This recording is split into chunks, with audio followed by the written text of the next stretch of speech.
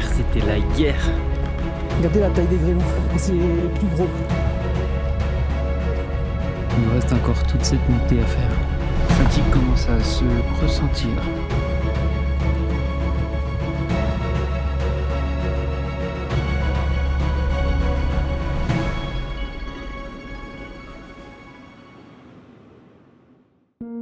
Bienvenue à nouveau dans la deuxième partie de cette aventure, la haute traversée de Beldon.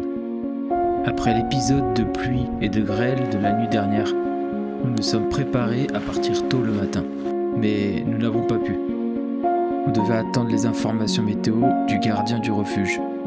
Il nous annonce encore de la pluie et de l'orage, ce qui nous oblige à rester sur place. Après une bonne heure d'attente, le gardien nous donne enfin le feu vert.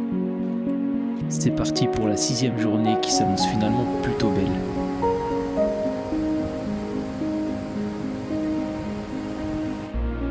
Nous sommes partis du lac des 7 Lots direction le col de la Vache. L'objectif est de rejoindre le refuge Aberdekbel, continuer direction sud-ouest pour enfin arriver au spot de bivouac, le lac du Pas de la Coche. On a vite couru pour aller au refuge pour qu'ils nous abritent. Ça, c'est tous les dortoirs. Il y a je sais pas combien de personnes qui va dormir là. Nous, on s'est fait une petite place avec nos matelas gonflables ici, là. On est en train de faire sécher des trucs. La tente, elle est clairement complètement mouillée, peut-être même un peu défoncée. Donc voilà, donc là, on est enfin au calme. On va pouvoir aller manger tranquillement. Dans le refuge, c'est trop blindé. Du coup, le mec de refuge nous a donné des clés d'un cabanon un petit peu plus loin. Donc là, clairement, on va y aller avec d'autres groupes de mecs qui se sont fait prendre dans la tempête. Il y en a plein qui ont pris des... Oh putain! Il y en a plein qui ont pris des glaçons dans la tête, il y en a qui ont pris des glaçons dans les bras, enfin de la grêle quoi. Donc c'est un peu la galère. On va aller se mettre à l'abri très vite. Là, on fait le transfert de notre matos là-bas, et il y en a d'autres qui vont suivre. Le refuge derrière là nous a accueillis le temps qu'on puisse se réchauffer, se mettre à l'abri et que ça se calme. Donc là maintenant on est reparti. Le mec sur le pont là, il court pour aller ouvrir la porte. Lui aussi, même galère que nous. Donc c'est tout chargé, tous les nuages sont chargés, c'est couvert et on prend clairement les orages. Et de l'autre côté là, ça s'éclaircit un peu. Voilà pour les nouvelles. C'est beau mais c'est la montagne quoi. Ça fait bien flipper. Allez, c'est parti. Il fait mauvais, il pleut mais regardez comme c'est beau. Le ciel est orangé. Regardez ça. Ouf hein. Il y avait de la pluie d'abord et ensuite c'est venu les grêlons et nous on était dans la tente. On commence à voir qu'il y a des choses qui tapent sur la tente. On se disait mais qu'est-ce que c'est pas possible. Après on commence à voir au sol des grêlons mais grosses comme ma paume. Je pouvais la mettre dans ma main, ça prenait quasiment tout le creux de ma main. Impressionnant. On a eu 2 trous sur la tente mais honnêtement elle nous a bien protégés. Après on a dû sortir de la tente, remballer les affaires en pagaille, courir vers le refuge pour qu'il puisse nous héberger le temps que ça passe. Et en fait finalement quand ça s'est calmé, on est vite parti récupérer la tente. Suite à la grêle, la tente était déchirée à certains endroits. On a fait une petite réparation sommaire histoire d'être protégé de la petite pluie et pouvoir finir le GR. Donc ici il y a un trou. On a bouché à l'intérieur et à l'extérieur avec des patchs. Et ici c'est pareil. Donc on a bouché, il nous restait plus beaucoup de patchs, donc on a fait un patch ici bleu, vous voyez là, hop, ici, un autre ici là. Par dessus j'ai mis ce strap blanc. Donc en fait le truc c'est que j'ai remis un strap blanc à l'intérieur là et un strap blanc à l'extérieur.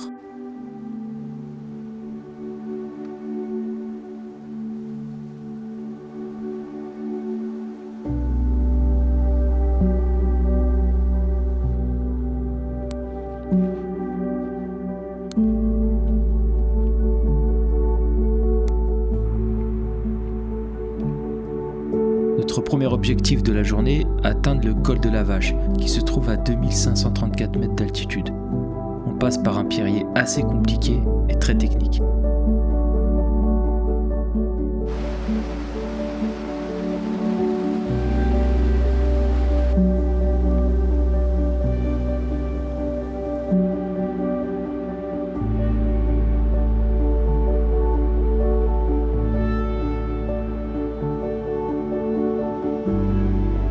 Nous laissons derrière nous ces lacs magnifiques pour s'engager sur le chemin qui mène au col de la Vache.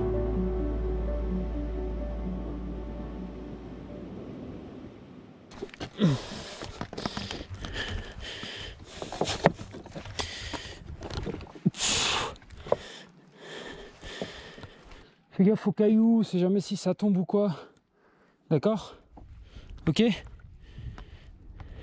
Il reste encore pas mal de névé à cette époque de l'année, mais par chance on n'en a pas eu. En tout cas, notre chemin était dégagé, mais comme vous pouvez le voir, très technique. Chaque pas était une souffrance. En plus, avec ce sac super lourd, on n'était pas du tout à notre avantage.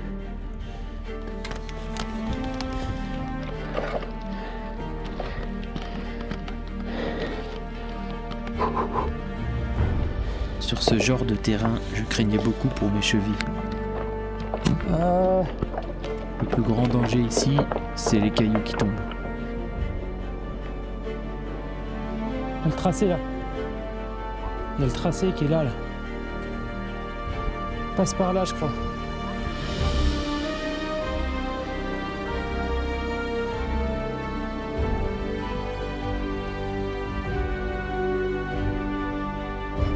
Après 2 bonnes heures de montée sur ce pierrier, nous voilà enfin arrivés au col de la Vache.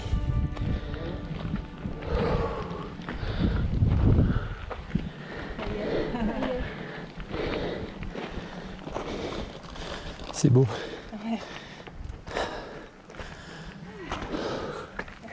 Ça fait du bien quand on arrive. Le prochain objectif est le refuge du Aberdekbel. Environ 2h30 et 1000 mètres de dénivelé négatif. C'est parti, on refait la même mais en descente cette fois.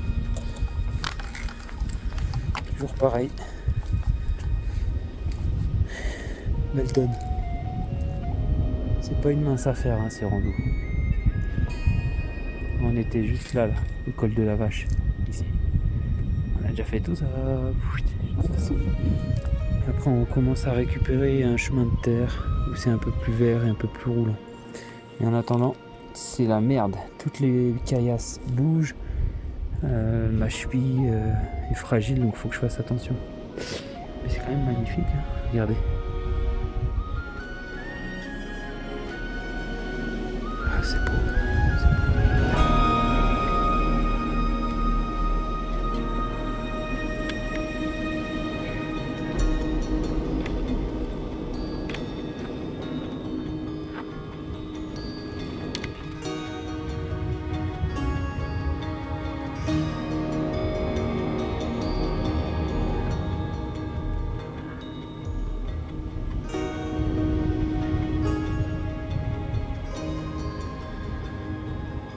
Voilà, on arrive à la fin de cette journée, 6e journée, qui a été très rude, comme vous avez pu le voir là sur les pierriers.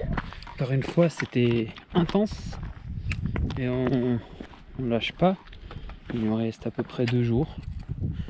Là, on arrive au refuge Aberdekbel. Attendez, je vais vous montrer, qui est d'ailleurs en travaux actuellement. Hop, juste là. Donc, ce refuge qui apparemment est blindé aujourd'hui. Là, on est arrivé à 14h50, disons 55, le temps d'arriver en bas. Toujours un peu nuageux, voilà, c'est un peu la merde. Ça va certainement se dégager cette nuit, on dort en tente. Espérons qu'il n'y ait pas de trucs graves comme on a eu hier soir. On va aller manger un petit bout. Donc c'est parti, je continue ma descente jusqu'au refuge. Allez.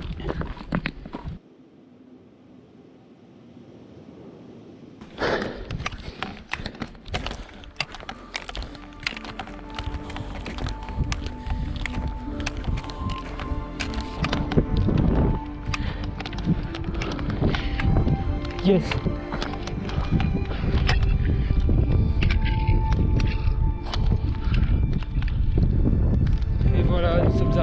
pas de la coche. Cette journée interminable de quasiment 7 heures de marche. Donc là on va trouver un petit coin pour poser la tente. Certainement par là. Et regardez déjà si c'est pas bon ça. Là, on est dans une sorte de cuvette.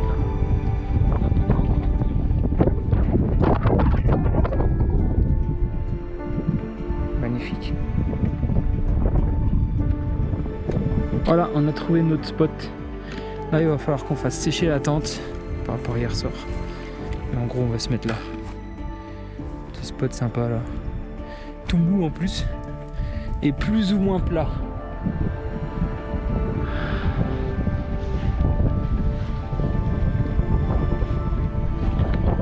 Allez, c'est parti, on installe ça.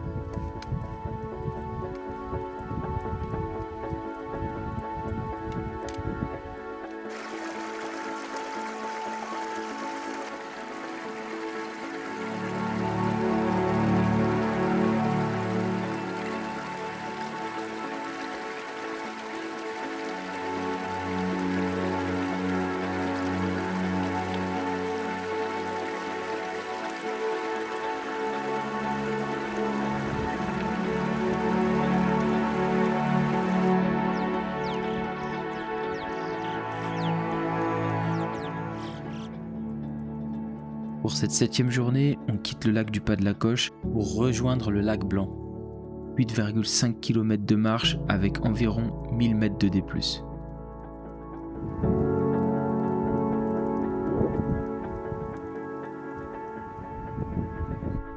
Il nous reste encore toute cette montée à faire. Pour arriver dans ce trou là, ce col.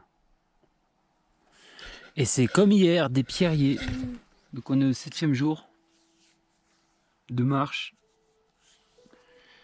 La fatigue commence à se ressentir.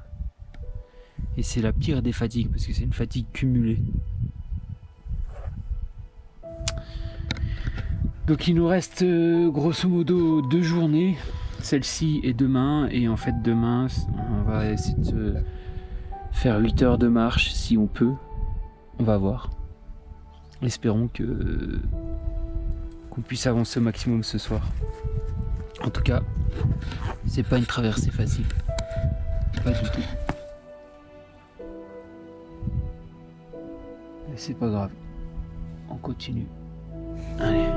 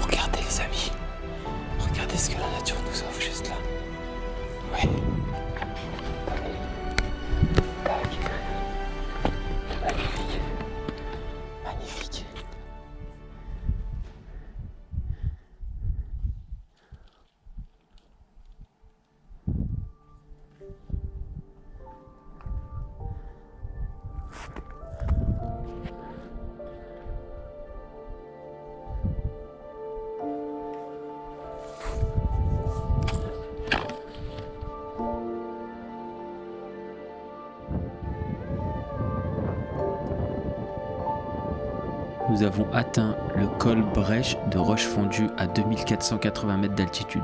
Le prochain objectif sera le refuge Jean Collet, en passant par le col de la mine de fer. Mais avant ça, il faut descendre.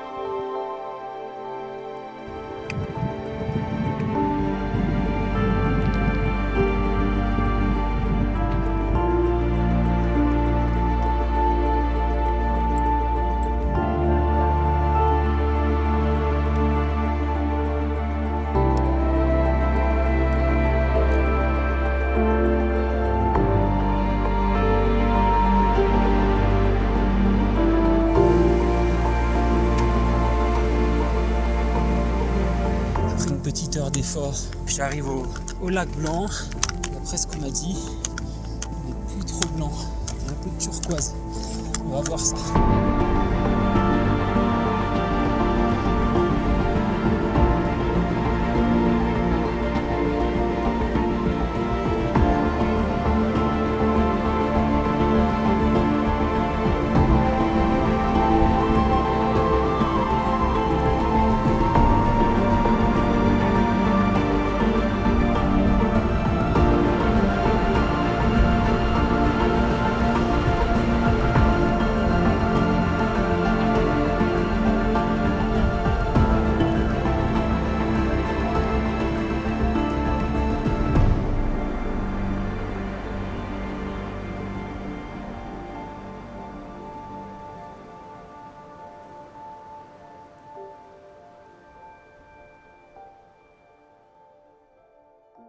Oh, on est arrivé à la fin du 7e jour. Demain, ça sera notre dernière journée.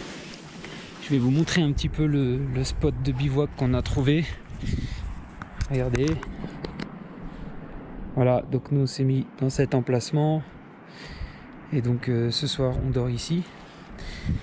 Et regardez un petit peu la vue magnifique. Je vous montre le lac.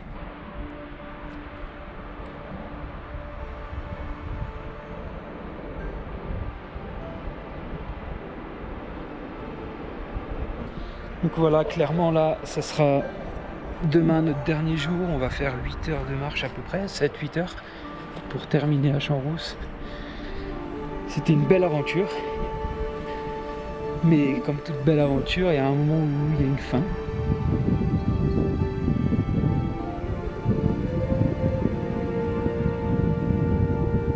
On va avoir un super coucher de soleil. Donc je vous montre ça.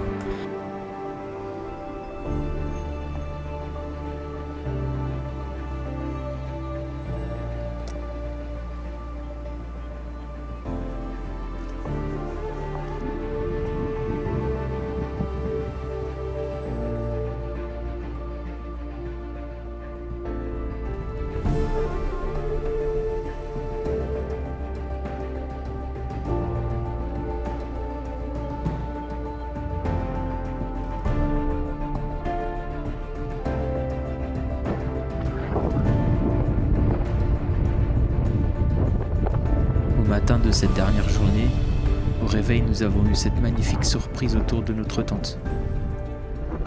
Cette journée commence plutôt bien pour nous.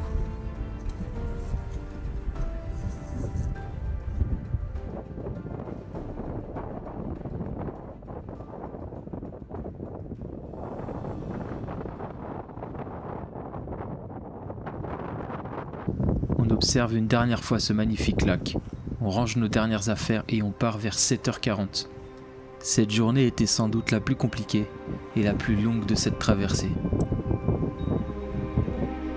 Pour ce dernier jour, on a marché environ 16 km. Le chemin qu'on a emprunté était hors GR. Le passage par le col de la Frédane à 2650 mètres d'altitude était relativement compliqué. Il y avait beaucoup de vent et il faisait très froid.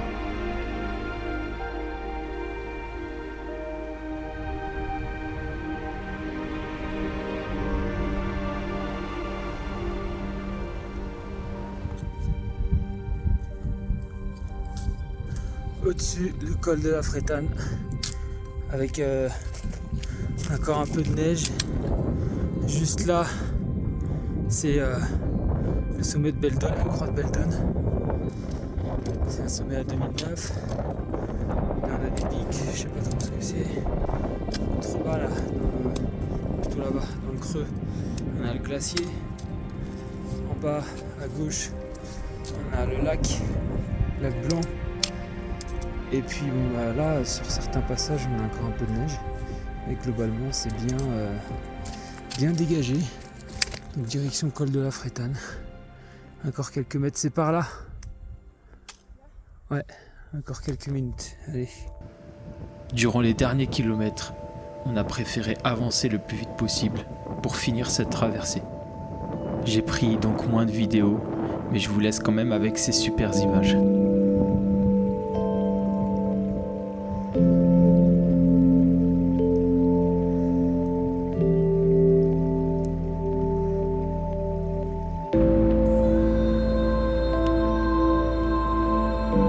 Après 8 heures de marche et plusieurs lacs laissés derrière nous, on arrive vers 17h à la station de ski Le Rocon. Cette randonnée aux paysages et au panorama très variés restera ancrée dans ma mémoire par sa beauté.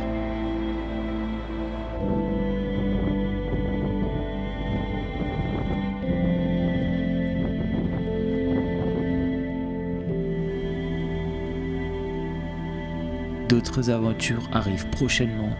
Pensez à vous abonner, mettre un petit commentaire que je lirai avec plaisir et surtout, partez, explorez, vivez.